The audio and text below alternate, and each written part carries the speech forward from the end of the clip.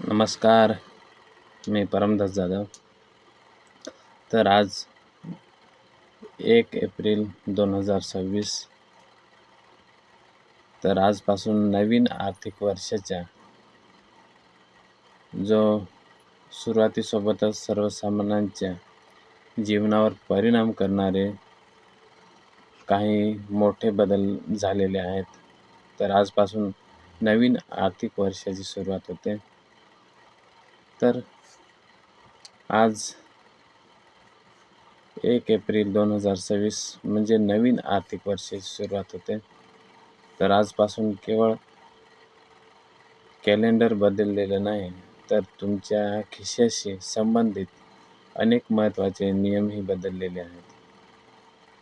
तर आयकर कायद्यांपासून ते तुमच्या गॅस सिलेंडर आणि रेल्वे तिकिटापासून ते चक्क जनगणनेपर्यंत आजपासून काय काय बदललेले आहे हे आपण थोडक्यात आज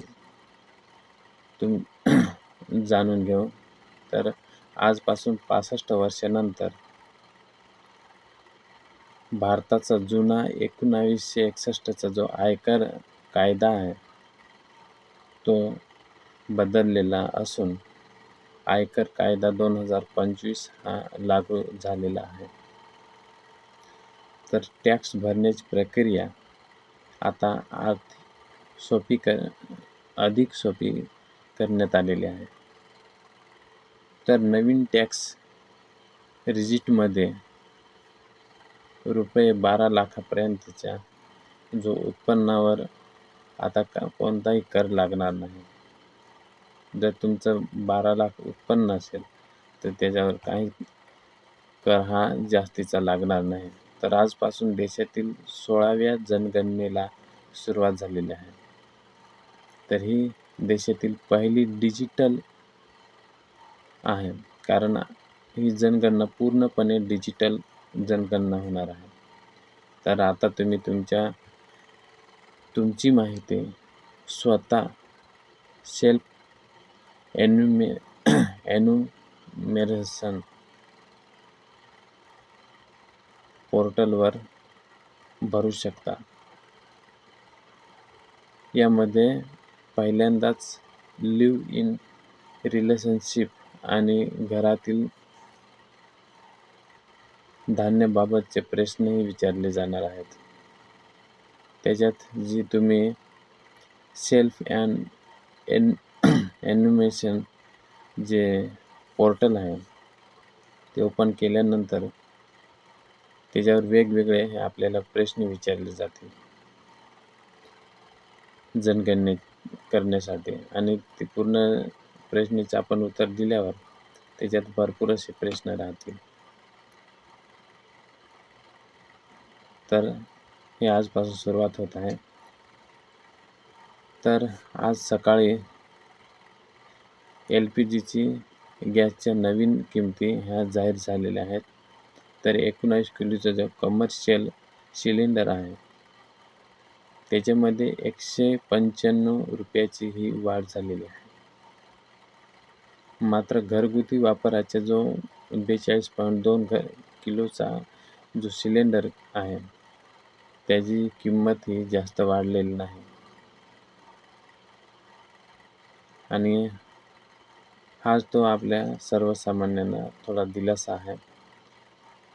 आणि जर तुम्ही रेल्वे तिकीट तुम्हाला रद्द करायचं असेल, जर तुम्ही कुठं रेल्वेत प्रवास करत असाल किंवा जाणार असाल आणि ते जर तुम्हाला रद्द करायचं असेल तर आता खिशाला जास्त कात्री लागणार आहेत.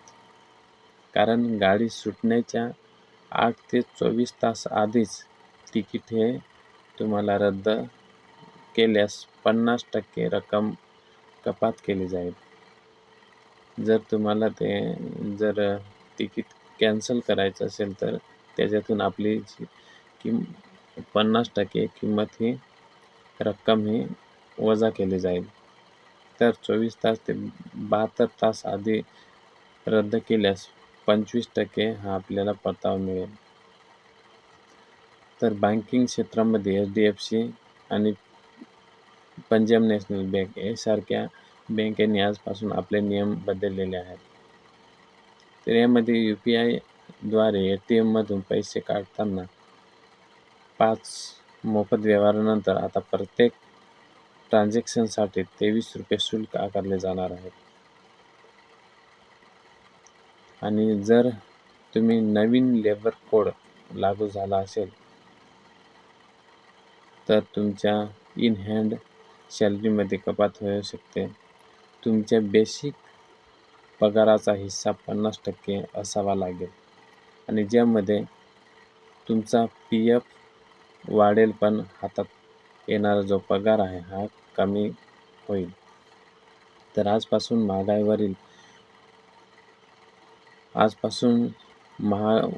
महामार्गावरील टोल नाक्यांवर रोख पैसे स्वीकारले जाणार नाहीत.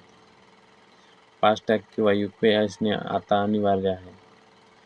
रोखीने पैसे देणाऱ्यांना आता दुप्पट पैसे हे भरावे लागतील. तर करदात्यांसाठी एक सोय आता तुम्ही तुमचे income tax payment credit card वापरणेही करू शकतात.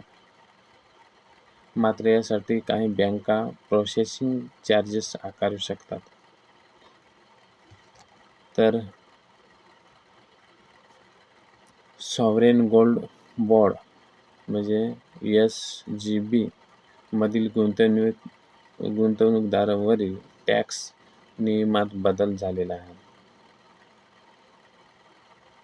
आता तो बॉण्ड्सच्या ज्या मॅच्युरिटी आहेत, ज्या मिळण्याच्या कायद्यावर नव्या पद्धतीने टॅक्स आकारला जाईल. जर तुम्ही शेअर मार्केटमध्ये ट्रेडिंग करत असाल तर विशेष फ्युचर अँड ऑप्शन जो ट्रेड आहे आता जास्त STT द्यावा लागेल. म्हणजे सिक्युरिटी ट्रान्झॅक्शन टॅक्स हा आपल्याला जास्त द्यावा लागेल. म्हणजेच ट्रेडिंग आता महाग जाईल. तर आपल्याला पैसे हे जास्त भरावे लागतील. तर हे मित्रांनो, हे होते आज 1 एप्रिल 2026 पासूनचे महत्त्वाचे बदल. तर यातील जे नियम आहेत ते तुम्हाला सर्वात जास्त त्रासदायक किंवा फायदेशीर वाटतो तर इथेच थांबतोय. धन्यवाद.